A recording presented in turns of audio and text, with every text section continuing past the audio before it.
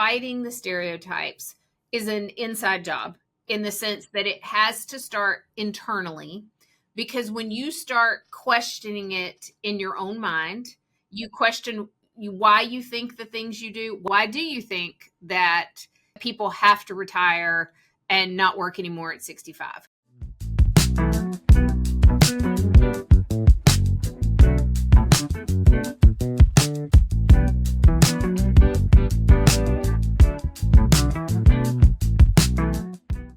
Hi, everyone. My name is Pete Ferrari, and welcome to the Super Self podcast series. I am very excited to have with us today Dr. Corinne Auman. Hey, Dr. Auman, how are you? I'm great. How are you today? I am doing great, and I'm excited. Dr. Auman is a PhD in developmental psychology. She is an author, an educator, and the founder of a company called Choice Care Navigators, which really helps families navigate the aging process. And I think it really is, it takes a village. It really is a family affair as certain people get older. And I'm excited today in particular because I'm going to be 60 next year. So I'm right in the sweet spot, getting close to what we'll be talking about. So with your permission, Dr. Auman, we'll just jump right in. Absolutely. Let's do it. Great. Cool. So your book, Keenagers, was introduced, I believe, in 2023. Is that right? Mm-hmm. Mm-hmm. All right. Everybody, I'm dying for you to tell everybody, what is a Keenager? Let's start there. So it's Keenager with a K. So if you're Right. listening to this and you're thinking, why are we talking about teenagers? We're not. We're talking about Keenagers. And this book is about people who are in their 50s, 60s, 70s, and beyond. There's not a specific age limit for it, but it's somebody in what we would have traditionally considered older adulthood. And instead of them kind of adhering to our stereotypes about what older adulthood is like, right? That you retire and you play golf or you watch The Price is Right all day, that you kind of, with the traditional ideas that you kind of withdraw from the world, right? You're done working and you go off and you do other things, but those other things are not really impactful or meaningful or purposeful. You're withdrawing and doing a bunch of leisure things. And what I see that is different today than it would have been for your parents or maybe even your grandparents is that people don't retire in that same way. People do stop working from that full-time 40-hour-a-week job. A lot of people are really looking forward to that, and they do stop doing that. But then they kind of have a transition period, 18 months, 2 years, where they do relax, right? They're relaxed. They're doing whatever they want. They're having a good time. And then they start to go, I have 30 years ahead of me. This is boring. Yeah.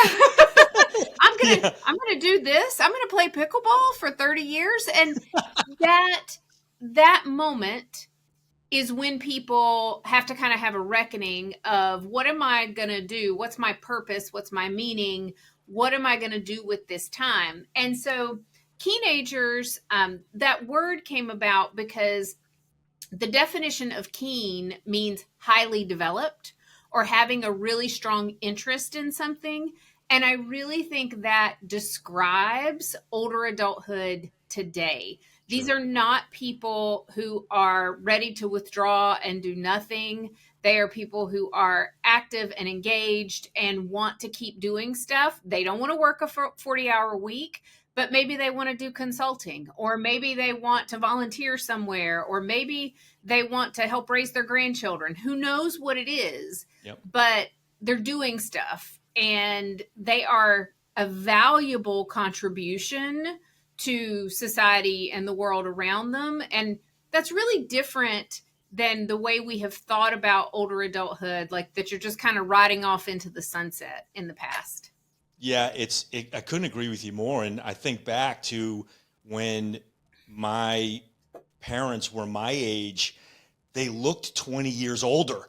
Mm-hmm. They moved 20 years slower. Mm-hmm. And I think a lot of it has to do also with what we've got access to nowadays, the technology we have access to, really the knowledge that comes from the technology. How important is exercise, mm-hmm. right? How important is nutrition, especially what we're eating?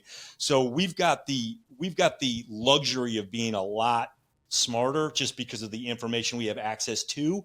I Yeah. think it helps us maintain that vitality and it gives us that longevity, right? And it's funny because as I mentioned, I'm going to be 60 next year. I feel like 60 is the new 20. I mean, I'm still super immature. I mean, my daughter calls me a boomer, but other than that, I mean, her friends still want to go out and have dinner and drinks with me, so I got to be kind of cool. And Yeah. so it's it's one of these things where, to your point, I think in your book you call it 55 to 80 is extended middle adulthood, not Yeah. decline. Is that right? Yeah. I love the term extended middle adulthood because, and also I love the range 55 to 80. Mm-hmm. So this is where I'm really, I'm getting to be in the sweet spot there. And I think I've still got a lot left to offer. Mm-hmm. I'm still thinking pretty crisply. I'm building this company. I'm trying to help people, and going golfing or playing pickleball. Boy, that sounds just boring and awful and mundane. Well, And it's fun to do. Like those are good things to do. as a hobby, It's a hobby. It's the is that the only thing I have to do? Is that the only thing on my calendar every single day for the next 30 years? exactly. I mean, that's the key. And to your point about not just using it as a hobby, as a lifestyle, but using it as a hobby, I think because we've got more to offer from this age going forward, it lends credence to the whole mind, body, soul connection, keeping ourselves active and excited to learn what's out there. What can we try that we haven't done before?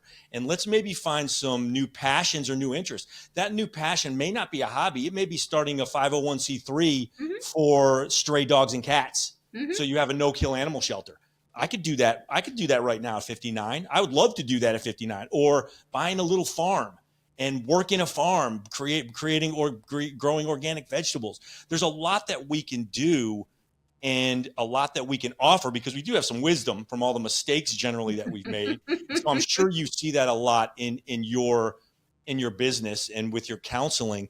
What are some of the things we can do to stay in tune with that? I'm sure you've got some tricks of the trade or some advice to keep people's antennas up.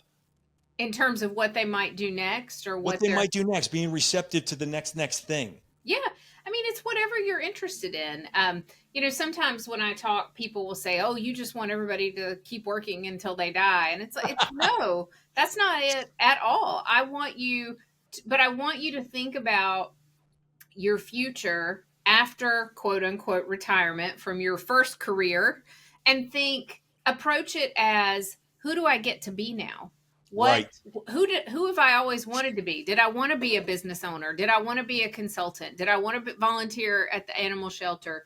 Did I want to start a nonprofit? One of the stories I tell in the book is about Frances Hall, who kind of accidentally started a nonprofit for adult children of aging parents, and now she herself is the older adult, but she started this nonprofit, and I mean, she didn't really mean to.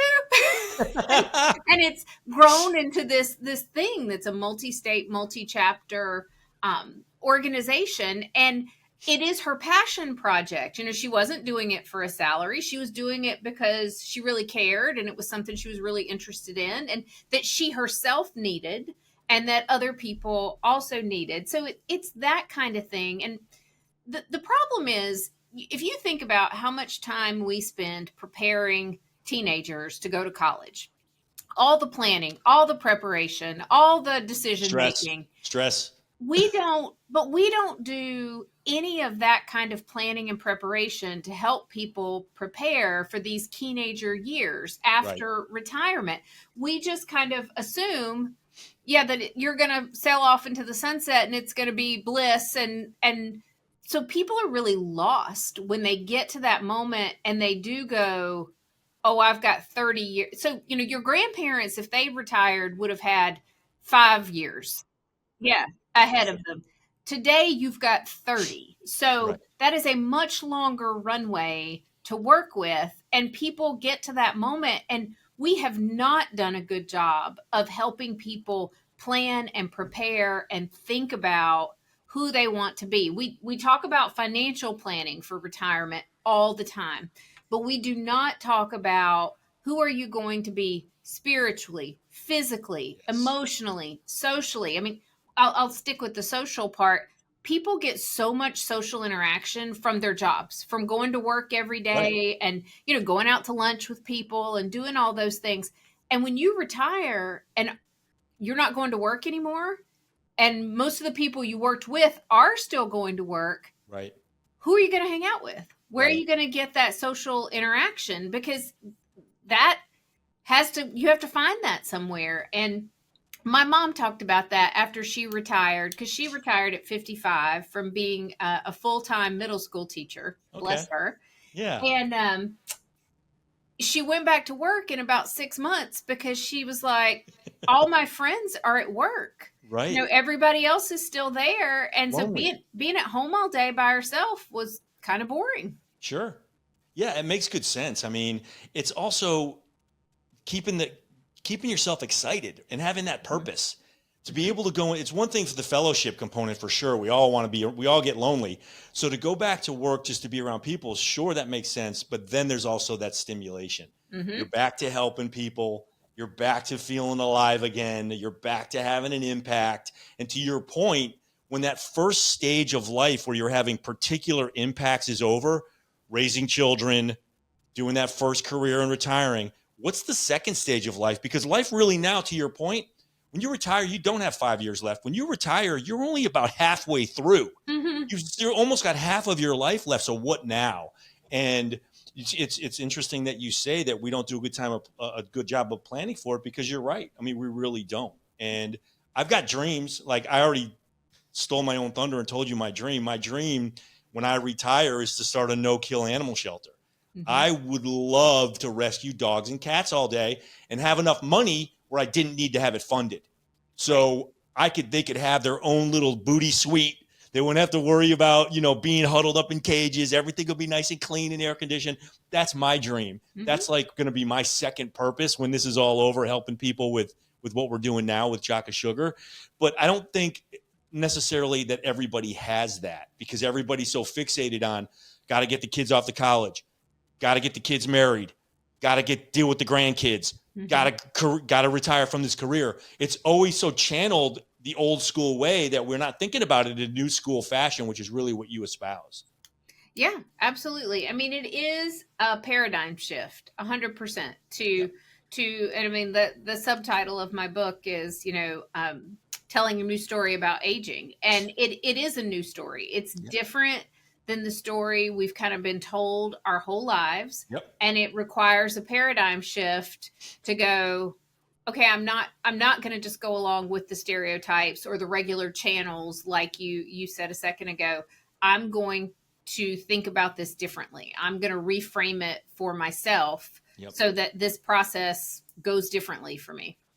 Yeah, I think it's a great point. It starts with you, right? You've got to reprocess it for yourself. Mm-hmm. But then there's also changing the narrative with everybody else, right? Oh, I yeah. joke that my daughter calls me a boomer or whatever, but, I think that's one of those half jokes. So she's, dad's getting old. He's got the gray hair and, he's not moving as quickly as he used to. So changing the narrative with everybody else, I think, is also super important. And yeah, but I think it starts internally 100%. For each person.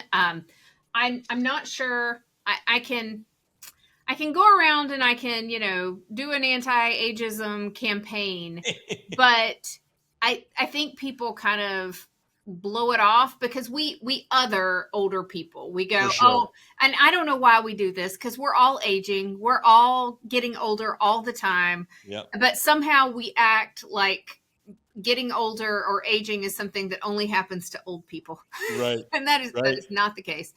But I really think fighting ageism, fighting the stereotypes is an inside job, in the sense that it has to start internally, because when you start questioning it in your own mind, you question why you think the things you do. Why do you think that you have to that people have to retire and not work anymore at 65? Why do you think that older women should have short hair?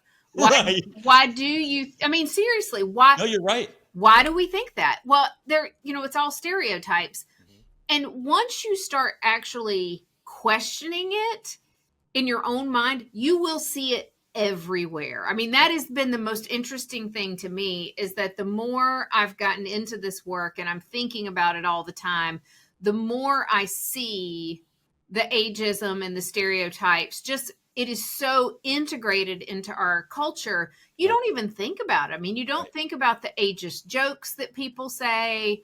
And the kind of things we say about people, you know, oh, well, they're older, they probably are not going to want to learn the new technology or the whatever it is.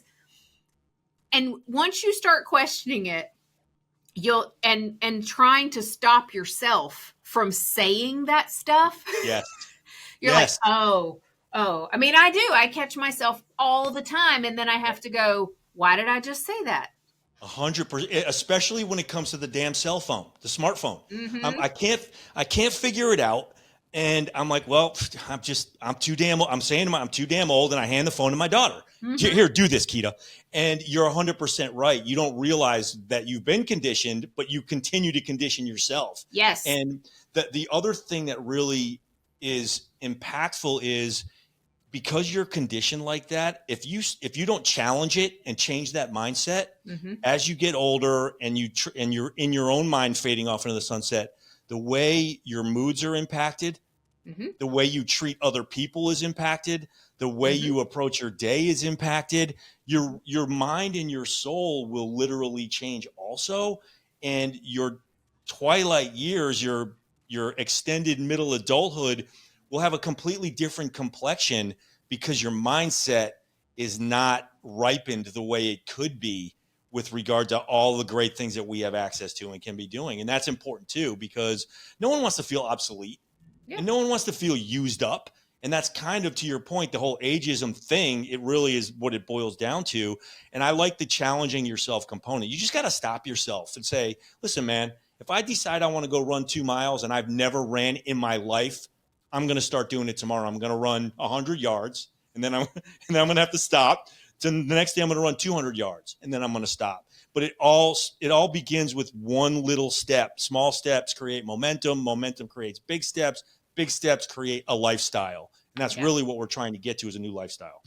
Yeah. I mean, I think if you start questioning it in your own mind, then it becomes easier to call out other people when they are saying ageist things, or when they're saying ageist things about themselves. Like, you know, they're, oh, I'm too old to do that. It makes it so much easier, because you notice, and then you can have genuine conversations about, why do you think that? Why do we think that? Where does this come from? And Sure. I think that's how we change it. It's person by person. It's starting inside, and then this kind of ripple of, you know, impacting or infecting other people with our anti-ageism. But to your point about positivity and having a positive outlook about it, there is actual research on this. Dr. Becca Levy up at the Yale School of Public Health has done tons of work on how you view having a positive outlook on aging, and how that impacts your older adult years versus having a negative outlook. And it's crazy how impactful it is, because people who have a positive outlook live on average 7.5 years longer than people who have a negative outlook. They walk faster. They have less risk of cardiovascular disease. And you can imagine that part of the reason for this is, if I have a positive outlook, then I am going to plan and prepare for my older adulthood. I'm going to go to my doctor's appointments. I'm going to take care of myself. I'm going to exercise. I'm going to do all these things because I am looking forward to these years. Versus if I have that negative outlook and I'm going, well, it's all downhill from here and there's nothing I can do about it. Well, then why would I eat healthy? Why would I exercise? There's no point. I'm going to eat all the crap I want because it's all downhill from here anyway. And that's actually part of my point in the book, is that having that reframe so that you are looking at this positively, you have tremendous power over how this actually goes. I mean, we know that your aging process is about 30% genetics and about 70% lifestyle choices. But if you're in your own head going, well, there's nothing I can do and it's all downhill, well, then you're going to make some pretty poor lifestyle choices. And it's going to become this sort of self-fulfilling prophecy. It's so funny to hear you say that, because I'm sure you've seen that as you're raising your kids too, right? We talk about all the time in my household where the mind goes, the body will follow. Mm-hmm. And if you decide you're going to have a positive outlook and you can do something, then you will do that thing. If you start out saying, I can't do this or I suck at this, then guess what? It's probably not going to happen for you. And that's a big part of it, is just deciding to approach it with positivity. And the other thing about that too is, to your point, the sedentary lifestyle. Once you start to say, "Oh, screw it, I'm getting old anyway," once you slow down and stop, you get slower and you stay stopped longer. And once you stop eating right because screw it, whatever, you eat worse and worse and worse and worse. It does. So to your point, I love the term reframe. You've got to reframe it. Mm-hmm. And once you start thinking about it, as you said, it's not that hard. Like, if you catch somebody, the new term, I don't know if you know this, but they don't call us boomers anymore. They call us unks. I guess it's short for, you know this, right? Okay. So now my daughter and her friends are calling me unk. And it starts with me saying, hey, knock it off. Don't call me that. Right. And it's that simple. Now, of course, they're just kidding. And I love the ribbing, but to some extent, it's kind of getting old already. New term, still stupid. I don't like it. Mm-hmm. And so it's just reframing it and then not breaking, but conditioning those around us to think similarly. Mm-hmm. Well, I mean, and just talking about it. I mean, I think just having conversations about the language we use. Because you're talking about the language they're using. Let's talk about the language we use to describe this time period. One of the reasons I used Keenagers as my word is because if you do a Google search for terms related to older adulthood, they're not positive. Really? It's codger, old coot, crone, hag. They're terrible. They're terrible names. And so when I was trying to write about aging in a positive way, there are almost no terms related to older adulthood that are positive. The best I could do was elder, because that at least has some respect associated with it. Sure. But for the most part, they're either neutral, like older adult is fairly neutral, but they're mostly negative. And if we can't have positive words to even talk about this group of people, we're fighting an uphill battle. We have got to have different language. And your daughter's doing the very same thing. I mean, the boomer and unk, like she's teasing you, but that there are people who are using those terms in a very unteasing way. They're not 100%. Positive. 100%. And that's really, so it kind of applies universally. It's one of those, the half joke that is still mildly insulting is really not a joke at all. It's just a milder insult. And so I've never been a big fan of that. I don't have my friends around me. We're not the kind of guys that give each other a bunch of shit and make fun of each other. As soon as I've been approached, I've started a lot of friendships like that, where the guy, he just grew up, they give their friends guff. It's part of it. Break my stones. That's how we're friends. I immediately take that guy aside and say, listen, my enemies are out there saying all that crap about me. I'm not going to tolerate it from my friends. My friends are supposed to build me up, make me feel better. So if this is your approach to friendship, you can just stay away from me. I'm not going to do it. I'm going to make you feel powerful. You make me feel powerful. And it goes back to this ecosystem that you talk about, where if we can condition our ecosystem, we train ourselves first, to your point. It always starts with us. And I've got one of our podcasts in particular, I talk about the idea of selfishness, because a lot of people jump to the conclusion that if you're working on yourself, if you have children especially, if you're working on yourself, then you're selfish. Because it's got to be all about the kids, or all about the marriage, or all about you can't, if you, God forbid, you want to go to the gym to exercise, you're selfish. You have young children, you're selfish. But that's really not the way it works. It all starts with you. Yeah. And then when you are under control and you feel good, everybody in your orbit gets the benefits of that because of how you feel about yourself. Yeah. And I think that's the critical component. You can't pour from an empty cup. Oh, I love that. Yeah, you can't pour from an empty cup. So you have to fill up your own cup before you can pour out and give to your family members, your friends, your other people. If I've drained my cup and I am running on empty, I got nothing to give anybody else, but probably a bad attitude. Right. You're Yeah. so right. Yeah, I No, mean, you absolutely do. Self is, self care. I think is a term that gets thrown around a lot, but I do like the idea that self care is not selfish, because you have to do that in order to be available, to have the resources or the energy to assist anybody else and to be pleasant about it. no, it's so true. And if you really are interested in being the best dad or best mom or the best granddad, best grandmom, or the best, if you're really interested in being the best for your family, then you've got to feel like you're the best within yourself first. You just Yeah, have to. And, yeah. and there's a bunch of components with that. So it's a little bit about activating the body, right? Because we all know about the benefits of even doing just a little bit. Do one push up a day, Hmm. and that counts as activating the body. Walk around the block. There's also activating the mind. Listen to an audiobook, Mhm. read a book. You're going to find immediate benefit from that. Your soul will be uplifted. And when your mind, body, soul is clicking with even a modest bit of effort, and you're reframing your thought processes around your stage in life, everything changes for everybody, Mhm. yourself and your family included. And we talk a lot about that in these podcasts because it's so easy to forget about yourself. You're just Mhm. so worried about taking care and taking and protecting and fighting the good fight and doing the job. You just forget about yourself. And that's where the ageism component comes in too, is because we're still in that paradigm where we're being offloaded anyway because of everybody's mindset. Mhm. So now we've got this horrible perfect storm of being irrelevant and obsolete that's going to find its way into our hearts and our minds and our bodies, and it's unnecessary with what we've got access to nowadays.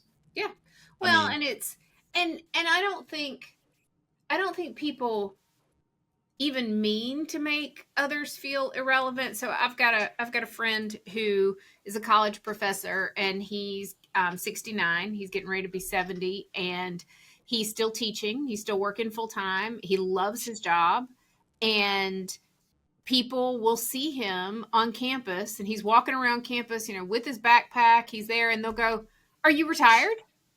And he's like, does it look like I'm retired? It's he, and then it starts to creep in, because then he kind of starts to go, are they trying to tell me something? Right? right. Has my teaching gotten bad, but they don't really want to say it, and so they're trying to give, because if everybody's asking you that all Yeah. the time, Yeah. you're like, well, should I retire? Are they just too polite to tell me the truth about that? I'm not good at this anymore.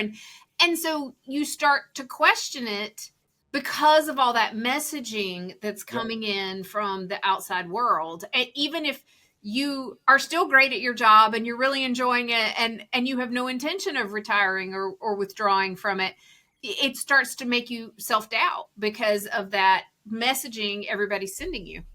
Yeah. Even if it's, as you said, even if it's inadvertent on their part, even if they're just saying, even if they meant that you've been such a badass professor for your whole life, you deserve Mm-hmm. to retire, a total positive Mm-hmm. connotation.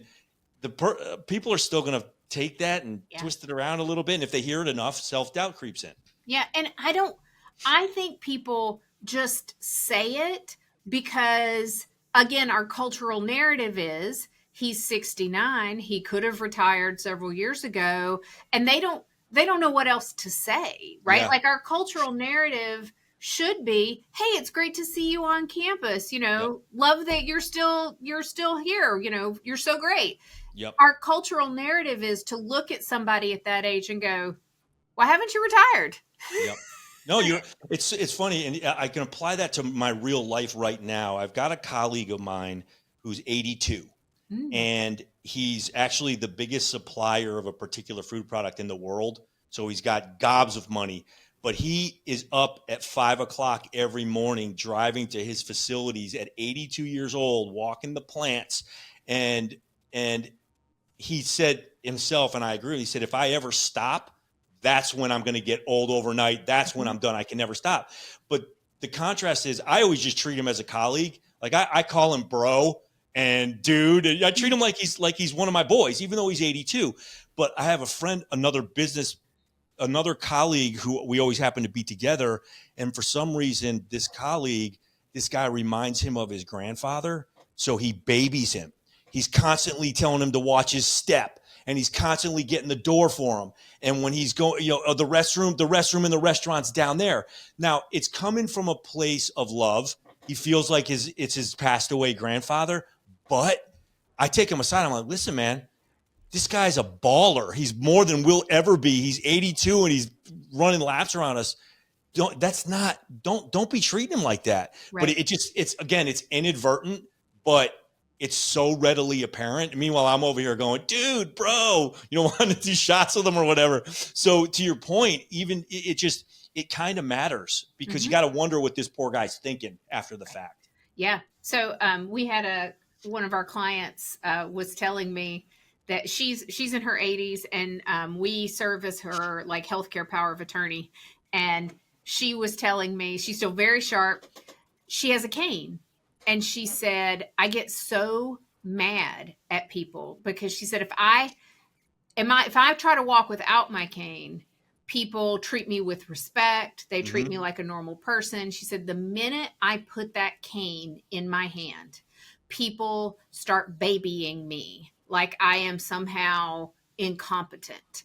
And it drives her absolutely nuts. She wants to be safe. She wants to use her cane because she knows she needs it so she doesn't have a fall. But she's like, it doesn't turn me into an invalid, and it doesn't turn me into a child. Yeah, exactly. But people are trying to be kind, right? People are trying to be helpful. They think that's what they should do. I think it even comes from a place of respect, right? Respecting your elders and getting the door for them and things like that.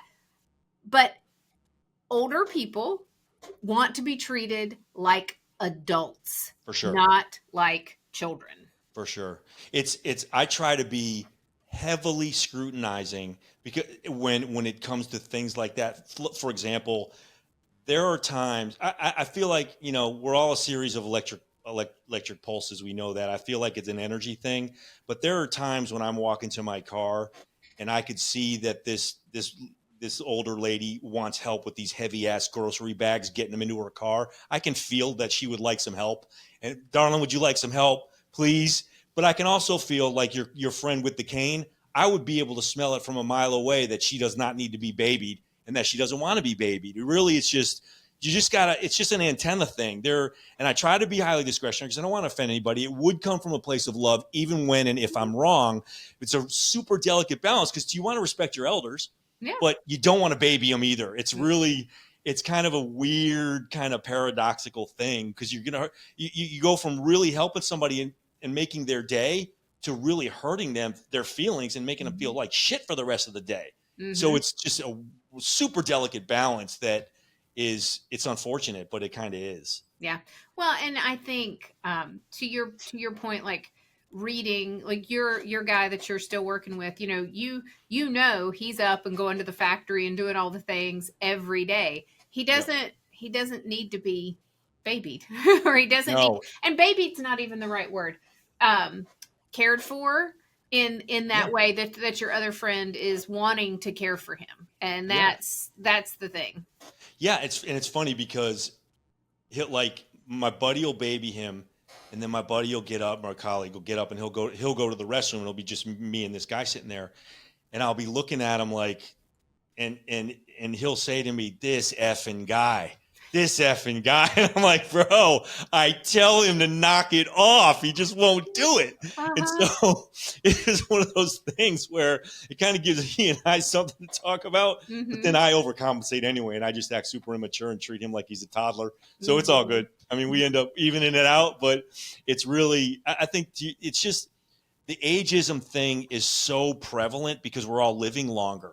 So now, it used to be ageism for 5 years. Now it's ageism for 25 years. And that's the part where your world comes into focus. And I can't be a bigger advocate for you than I am. And your whole philosophy on this, I think, it strikes a nerve with me, obviously, because I'm just getting to that frame. I'm just getting to that frame in my life. Yeah. And I love what you're doing. And I mean, the book is incredible. You got to tell everybody where to get the book. Sure. So the book is available on Amazon.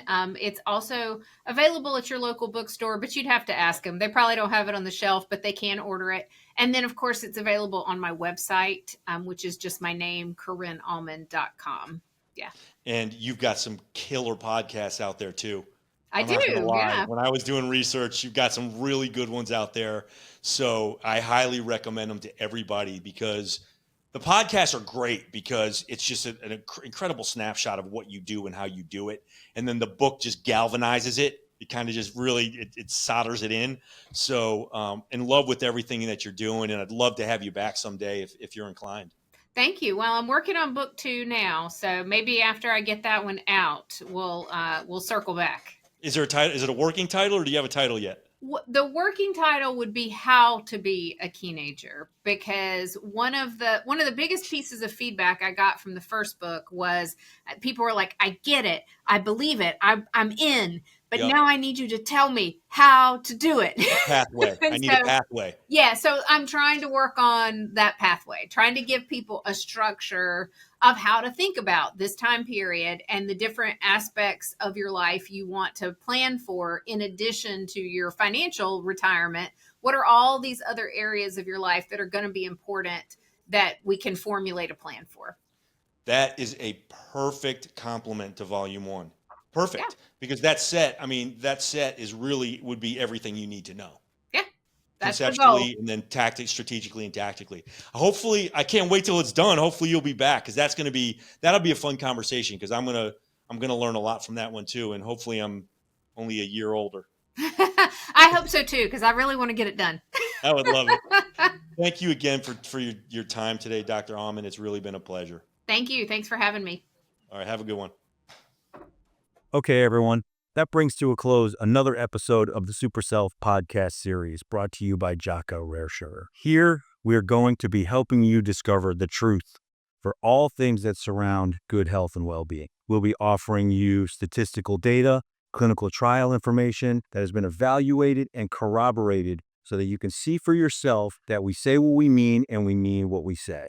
Now, while the Super Self series is brought to you technically by Jocko Rare Sugar, I don't care if you buy the sugar. I really don't. That's not what this is about. This is about operating as the conscience across the food and beverage industry, across the health and well-being industry, which includes supplements, fitness trainers, and the like. Our goal is to provide you with the stepping stones for your own research, where you can go out and corroborate the things that we say on your own. See for yourself what it means to find a good quality of life that fits in alongside your current lifestyle or your family's lifestyle. I think it's really going to be interesting and fascinating if we take this journey together. And once again, our goal is not just to provide you with data, but to keep it interesting. I've been living a clean lifestyle for 40 years now. I've been going to the gym for almost 45 years, eating clean for 40 years. And so we're going to have a ton of stories along the way about the foibles, the successes, and the failures, but we're also going to provide you with the information that you need to carry on and carry forward. Think about subscribing. We'd love it if you subscribe to us, pass this on to your friends. I think we've got a lot of edgy and interesting podcasts that are upcoming, and we certainly will look forward to any feedback that you want to provide. Until next time, cheers.